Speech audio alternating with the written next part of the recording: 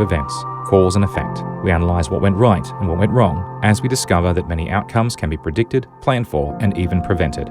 I'm John Chidgey, and this is Causality. Causality is entirely supported by you, our listeners. If you'd like to support us and keep the show ad-free, you can by becoming a premium supporter. Premium supporters have access to high-quality versions of episodes as well as bonus material from all of our shows not available anywhere else. Just visit engineer.network/causality to learn how you can help this show to continue to be made. Thank you. Before we begin this episode, by popular request, official Causality shirts are available again for a limited time with different drinkware and stickers also if you're interested. Visit engineer.network/store for details. Midland Resource Recovery. In 1996, Jan Sturman developed a process for removing and treating obsolete odorant equipment used in the gas industry. Due to market opportunities in 2006, Mr. Sturman founded Midland Resource Recovery, MRR, in Philippi, West Virginia, in the United States of America. Their services initially centered around the decommissioning of obsolete odorant equipment used predominantly in the gas pipeline industry. Years later, Mr. Sturman, based in Canada, in 2011, a Canadian branch was opened in Lancaster, Ontario. However, the majority of works were still occurring in their West Virginia facility and some also in their Midland, Texas facility as well. Mr. Sturman was president of Midland, now headquartered in Ontario, however, traveled regularly to West Virginia to oversee operations. By 2017, MRR had a total of 14 employees based at their West Virginia location. Gas odorants are also referred to as traces, trace gases, or mercaptans, as they release a very distinctive, strong odor that can be smelt by a human in very small concentrations, usually smelling like rotten cabbage, rotten eggs, or strong garlic. They're used in the propane or natural gas industries because the human nose can't detect these gases in their pure form by smell alone, unless an odorant is added first. The Peerless MP Odoriser was a common metering-style odorizer initially developed in the late 1930s by the Peerless Manufacturing Company and was still routinely installed during the 1960s. Its design consisted of 3 tanks. The top, or storage tank, holds the odorizer to be injected into the gas flow. The middle, or odorizer tank, is the gas flow and mixing tank, sitting in line with the primary gas flow, and the bottom, or safety tank, providing overflow protection for the 2 tanks above it. Inside the middle tank, there is a flat pan that contains the mercaptan liquid odorant, and due to the chemical nature of some mercaptans, some metals are preferred over others. The Peerless MP Odorizer design used an aluminium tray and was technically referred to as a chemical absorption bypass type system, whereby a portion of the mainline gas flow is diverted via the middle tank to pass over the odorant tray. The flow of gas across the surface area of the mercaptan liquid in that tray causes the mercaptan to vaporize and to be carried away with the predominant gas flow, and then to be reintegrated with the downstream mainline gas flow. Nothing lasts forever, unfortunately. Hence, after being in service for many years and depending on how well it was maintained, inevitably these units would need to be removed from service. Decommissioning such devices, however, presents some different challenges. Disused vessels will often still contain some trace mercaptans that, in their pure form, are intensely odorful. Hence, there can be public complaints and concerns about a gas leak that doesn't actually exist, if they aren't handled properly. Additionally, the steel walls of the vessels have had mercaptans permeating inside them for years in use. Thus, were they to be sent to a scrapyard as is, they would also lead to public complaint and concern about a gas leak that also doesn't exist.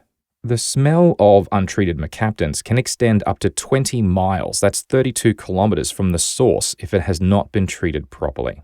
Now let's talk about the incident.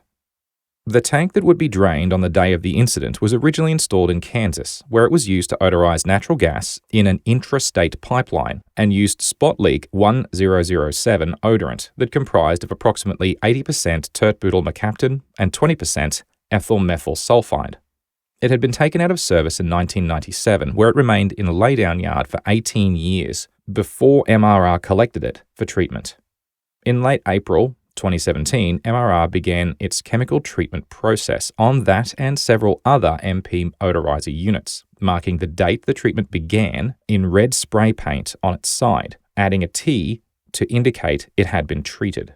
On Wednesday, the 24th of May, 2017, Mr. Sturman was visiting the West Virginia facility and was accompanied by two local MRR employees, Mr. Rex Bennett, 55 years old, and Mr. Justin Marsh, 19 years old, who was one of MRR's youngest employees. There was a batch of vessels to be treated, and at approximately 11 a.m. local time, they began the drainage procedure for one unit that had been sitting in the chemical clean stage for approximately 1 month. At 11:08 a.m., the top tank of the Odoriser they were performing the drainage procedure on violently exploded, with witnesses reporting that it sounded like a dynamite explosion. The ground shook, and a nearby trailer rocked from the blast wave, with debris thrown up to 500 feet or 150 meters into the air. A vapor mist of brown processed water drifted through the site. However, no flames or smoke emanated from the originating point of the explosion.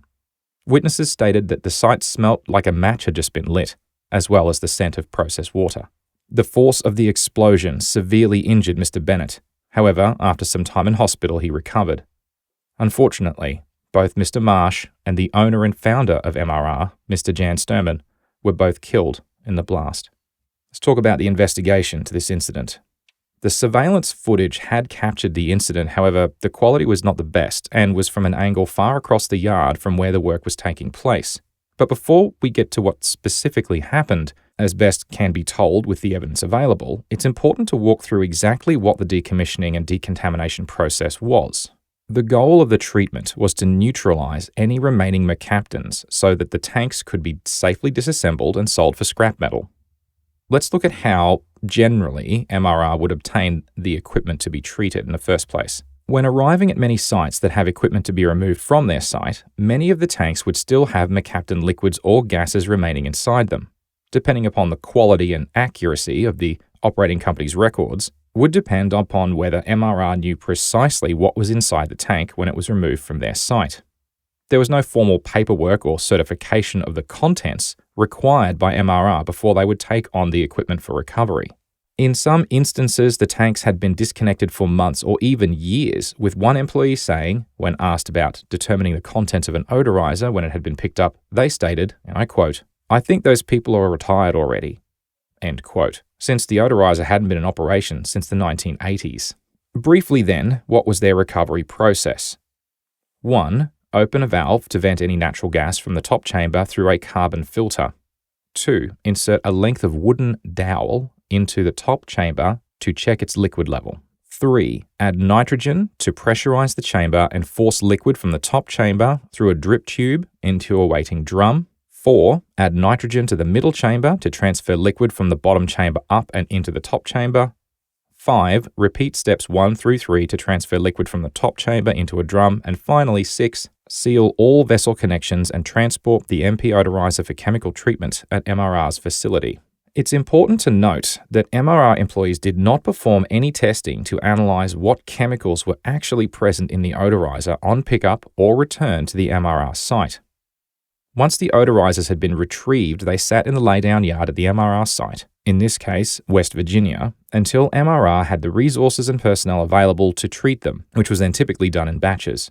At the time of the incident, there were multiple years' worth of accumulated odorizers awaiting treatment with a variety of ages. So what was the treatment process? Technicians first confirmed that all liquids had been removed from the tank. Despite the fact this should have been done before the tank was brought into MRR, there were many tanks that reportedly still had liquids in them, and the recovery procedure we just went through was run through again. Technicians then sealed and filled the odorizers with a diluted liquid sodium hypochlorite, referred to as liquid bleach, with a concentration not greater than 7% by weight of NaOCl. The MRR process targeted a 6% concentration solution. The 6% sodium hypochlorite solution was then pumped into the tanks through the middle tank connection point.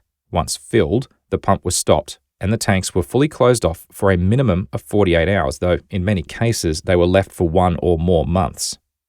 When removing the waste liquid, isolate each tank from each other tank, then pump out the middle tank and top tank in that order. Then pressurize the middle and bottom tanks with nitrogen to purge all liquids from the bottom into the top tank, and then pump out the top tank again. Open valves to external atmosphere and circulate air until the tanks inside are reading less than 4% of their LEL, that's their lower explosive limit, and then punch a hole in the bottom tank to indicate that it has been fully treated and is ready for scrapping. Liquids, including the source chemicals and the waste or process water on site, were held in chemical totes, sometimes also referred to as bulky boxes in the industry. During the chemical treatment stage, historically, MRR technicians measured between negative 0.25 to 5 psi gauge, that's PSIG. And given the tanks were rated for at least 125 psi, no pressure relief valves were fitted during this process, as none were required to be by law for this kind of vessel, in West Virginia at least. Sodium hypochlorite is a highly reactive solution and reacts with most metals with varying levels of reactivity. Whilst it reacts relatively moderately with iron and not at all with titanium, it is highly reactive with aluminium, producing hydrogen gas as a byproduct of that reaction. In cases where water is known or believed to have entered the tanks, MRR would normally use methanol to wash the tanks.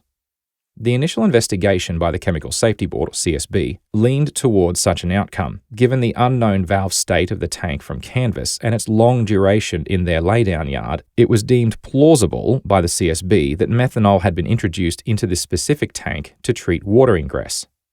The theory from the CSB was that any residual methanol inside the tank would have reacted with the sodium hypochlorite solution to create methyl hypochlorite. A paper entitled The Thermal Stability of Alkyl Hypochlorites by Priestley, Young, Mullins, and Brown in 2011 that the CSB referred to on the subject states the following, and I quote, "Methyl hypochlorites in particular being classified as a high explosive having a similar explosive potential to TNT." End quote.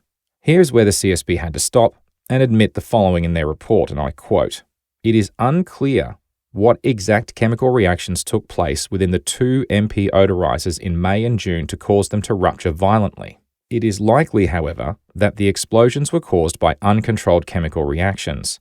At no point in MRR's decommissioning or chemical treatment process were the contents inside either vessel tested to determine what was initially present. Furthermore, due to MRR's operational practices at its Philippi facility, it cannot be conclusively determined what exactly was added to either vessel, in what quantity, or when." End quote. So, MRR weren't testing what was inside the odorizers before they were treated. That's not good. But wait a second, odorizers, as in plural? Did I not mention? Let's talk about the second incident. The CSB, as well as several other state and federal agencies, were already investigating the incident on the 24th of May 2017 during the month of June 2017. Following the incident in May, MRR Legal Counsel engaged Specialized Professional Services Incorporated, or SPSI, to drain all 12 remaining odorizers on the West Virginia site. On Tuesday, the 20th of June 2017, less than 5 weeks after the explosion, CSB investigators once again arrived at the MRR site and became aware that SPSI would be undertaking tank draining procedures that very morning. The CSB investigators on site were informed by MRR that since SPSI were engaged by the MRR Legal Counsel, attorney work product privilege would apply, and as CSB described in their report, and I quote, "CSB investigators were not permitted to speak with SPSI employees regarding these specific topics," end quote, and that's in reference to the cause of the explosion in May. One of the CSB investigators explained their findings to date regarding the cause of the May explosion to the attorney. However, the MRR attorney stated that SPSI's own investigation into the cause of the explosion was different, though he could not share the detail at that moment in time. Perhaps he could sometime in the future. Before work commenced that morning, SPSI's Business Development and Special Project Manager conducted a briefing for MRR and on-site agency representatives, including the CSB. In response to a challenge of why SPSI believed their operation would be safe, given that a similar approach had resulted in the May explosion, the SPSI manager, 53-year-old Mr. Scott Albertini, stated, and I quote, "If our science is right, this will be fine." End quote. Mr. Albertini was also a 35-year member of and the current chief of the McDonald, Pennsylvania Volunteer Fire Department. Unable to engage SPSI field personnel regarding their concerns about the draining procedure, CSB investigators took shelter behind a shipping container behind a building approximately 150 feet or 46 meters away from the drainage operation. At approximately 9:55 a.m. local time, Mr. Albertini and the SPSI team on site began their drainage procedure on an odorizer that appeared to have no liquid in its middle tank, based on the sight glass. Prior to beginning, SPSI personnel had fitted an additional pressure gauge into the pipework coming off of the middle tank and added a rope to the existing valve on the pipe to open it from a safer distance. After pulling the rope to open the valve, they noted the pressure gauge read 0 psig. SPSI then opened the secondary valve and a high pressure surged through the pipe, with witnesses reporting seeing the drain line kick a little bit, after which the secondary valve was quickly closed once again. Upon fetching sample containers, the secondary valve was briefly reopened to fill the containers for analysis. Within 5 minutes, at exactly 10 a.m. local time, the middle tank's rear portion ruptured and its front threaded section blew off at high velocity, hitting Mr. Scott Albertini, who was not positioned behind the rudimentary concrete barrier that had been erected for the procedure by MRR. Mr. Albertini was killed. So let's talk about the second incident investigation. Where legalese interferes with people's safety, I'm really not impressed. In this case, MRR's legal counsel had enacted attorney work product privilege, but what's that for those of us that aren't lawyers? The term comes from the United States of America Federal Rule of Civil Procedure 26B4C, where communications between the party's attorney and their retained testifying expert witness are protected under attorney work product privilege except as those communications relate to compensation for the expert's study or testimony, identify facts or data that the party's attorney provided and that the expert considered informing the opinions to be expressed, or identify assumptions that the party's attorney provided and that the expert relied on informing the opinions to be expressed. Oh, great. The investigators noted many issues with MRR's process, including, during dilution of the sodium hypochlorite solution, no controls existed to ensure that soft water was used for dilution, nor was the pH adjusted to ensure that it was within recommended levels for this application. At the time, West Virginia and 10 other United States had not adopted the updated pressure vessel code that required overpressure protection was installed for all pressure vessels other than steam boilers, to which this requirement had been adopted. Technically, this wasn't a legal requirement in West Virginia, however, such valves fitted to each of the 3 vessels would have prevented both incidents. Interestingly, before the second incident, SPSI had recommended the use of linear-shaped charge explosives to cut drain holes into each of the vessels, permitting process water to drain to grade. Such a method would have been set up with people out of harm's reach, should the worst happen. MRR had rejected this idea as they were concerned about community complaints about odor, and it was shelved in preference for the SPSI draining procedure that resulted in Mr. Albertini's death. So why was SPSI so convinced that their science was right? Well, for the first incident, SPSI had theorized that there was a closed valve between the top and middle tanks, hence a vapor pocket would have formed inside the middle tank. But in the Odoriser that had exploded in May, that valve was open. Therefore, they theorized that during the draining procedure, the opening of this valve allowed the sodium hypochlorite solution to react within the vapor pocket with the aluminium tray, a reaction that wouldn't have happened with the same ferocity had there been no pocket. The rapid generation of hydrogen, therefore, was believed to be the cause of that explosion. Based on this theory, they formulated their own drainage sequence to avoid this outcome and to use chemicals that wouldn't create hydrogen, however, were ultimately incorrect. In interviews following the second incident, SPSI stated that MRR had never informed them that the odorizers may have contained varying levels of methanol, diesel, kerosene, or other contaminants. The CSB also looked into the size and positioning of the concrete barriers near the equipment being treated at the time of the second incident. MRR's Vice President of Operations responded by stating, and I quote, "The barriers were there for the protection of the people that were working there. Additionally, they were strategically placed because SPSI knew that they were going to have to go at several spots to remotely open valves and work on them." End quote. SPSI, however, disagreed with that and stated in response, "Those were put in place at the request of MRR's Vice President of Operations. We knew we would be working within the physical boundaries of those retaining walls that were stacked up. The barriers were there for the protection of their other McCaptain tanks and areas of their facility that they had concern for outside of our work area." End quote. SPSI's position is supported by the fact that they didn't mention the barriers at all in their work procedure. So what do we learn from all this? There's 3 points I'd like to cover, inwards quality control, time and place for lawyers, and no second victim, or in this case, third victim, I suppose. When I say inwards quality control, the issue in this case was simple. The variety of odorizer units collected from all and sundry of different ages and, in many cases, with no specific documentation relating to what was inside the unit when it was taken from site, there wasn't enough, or in some cases, any inwards inspection. How can you know if the treatment plan you've put in place is going to work safely if you don't know what chemicals you're mixing together? A basic process hazards analysis that includes knowledge of the chemicals involved will very quickly highlight that an explosive reaction could occur, and this was simply not done consistently at MRR at that time. If you're collecting these for treatment and the originating company has no records, assume nothing and test the contents before you treat it. It's pretty simple. And lawyers, well, lawyers are mostly annoying. The indifference shown by the MRR attorney claiming attorney work product privilege and that SPSI couldn't talk about their theories until later down the road, that attitude contributed to the death of Scott Albertini, the third victim. All it would have taken would have been a more cooperative, consultative approach, and it is highly unlikely there would have been a second incident. Which brings me to no second victim.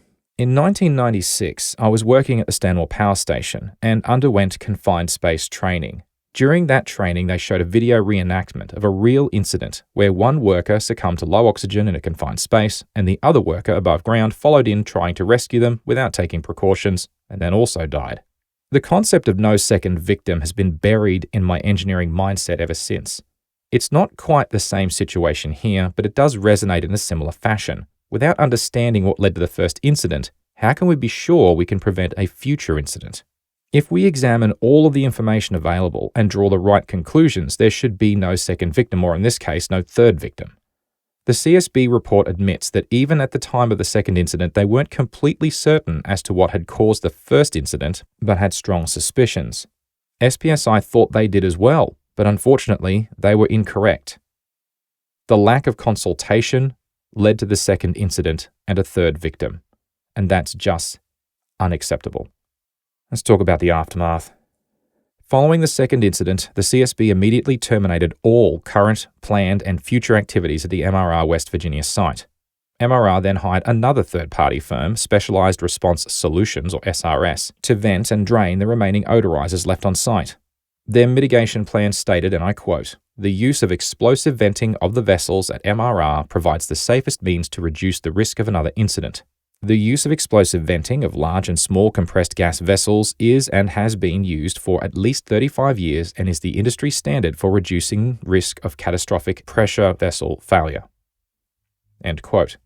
MRR then engaged Explosive Service International, ESI, who then applied 178 precision charges on the remaining vessels and followed a public safety information memo that was issued to the public that called for evacuation of some residences and businesses within a half-mile, that's 4/5 of a kilometre, radius, and they would be required and highlighted an odour risk that was of no concern. Over a 2-week period starting on the 4th of December 2017, the remaining units were drained safely. On the 17th of December 2019, the final CSB report into both incidents was released, citing their report entitled Improving Reactive Hazard Management from 2002 and noting that many of its recommendations had yet to be incorporated into regulation in the United States. In the wake of Jan Sturman's death, Gerard Sturman took over as president and technical director of MRR. In November 2019, the company stated that after the incidents in 2017, they chose to stop using reactive chemicals like sodium hypochlorite and switched to a proprietary process to remove the mercaptan smell from decommissioned odorization equipment. MRR also communicated to the CSB that a third-party engineering firm had assisted them in engineering, validating, and testing their new proprietary process to ensure its safety. The third-party engineering firm indicated the new process was highly dependent upon administrative controls, stating, and I quote, "We believe the system can be safely operated by MRR based on MRR implementing the operating practices recommended during the project safety review." End quote. MRR added that it believed it is now entirely compliant with all regulations and certifications, and the company is backed by a $5 million US environmental general and comprehensive insurance policy on this basis. MRR are still operating today. So what do we conclude?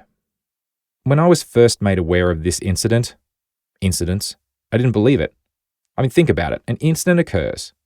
People are killed, and the investigators looking into the first incident are told to effectively butt out of it, and are then forced to watch as another person is killed right in front of them. It sounds like some kind of badly written movie plot, except it wasn't. It's real, it happened. There is a time and a place for legal matters, for segregation of information as part of an investigation or a trial to avoid a failure or miscarriage of justice, but when you're surrounded by expert investigators that know things that you don't, and to be told you can't speak to them, it's the absolute antithesis of what incident investigation is all about. Open, free sharing of all available information is crucial, otherwise we risk learning the wrong lessons or nothing at all. Completing the investigation before proceeding on more decommissioning should have been a given, and yet they chose to forge ahead with an untested theory, with people still in harm's way. They also ignored the safer method of draining those tanks until someone else was killed, then they went with that idea after all.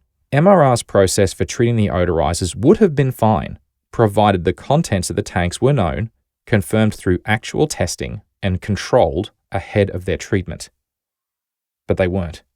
They'd made multiple incorrect assumptions, and 3 people died as a result. If you're enjoying Causality and you'd like to support us and keep the show ad-free, you can by becoming a premium supporter. Just visit engineer.network/causality to learn how you can help this show to continue to be made. Thank you. Don't forget, by popular request, official Causality shirts are available again for a limited time, with different drinkware and stickers also if you're interested. Visit engineer.network/store for details. A big thank you to all of our supporters. A special thank you to our silver producers, Mitch Bielger, Shane O'Neill, Leslie, Jared Roman, Katarina Will, Chad During, and Ian Gallagher. And an extra special thank you to our gold producers, Stephen Bridle, Callan Fredelius Fujimoto, and our gold producer, known only as R. Causality is heavily researched, and links to all materials used for the creation of this episode are contained in the show notes. You can find them in the text of the episode description of your podcast player or on our website. Causality is a podcasting 2.0 enhanced show, and with the right podcast player, you can choose to stream value and boost with a message if you like. There's details on how, along with a Boostergram leaderboard, on our website. You can follow me on the Fediverse at Chidgey at engineer.space or the network at engnet@engineer.space. This was Causality. I'm John Chidgey. Thank you so much for listening.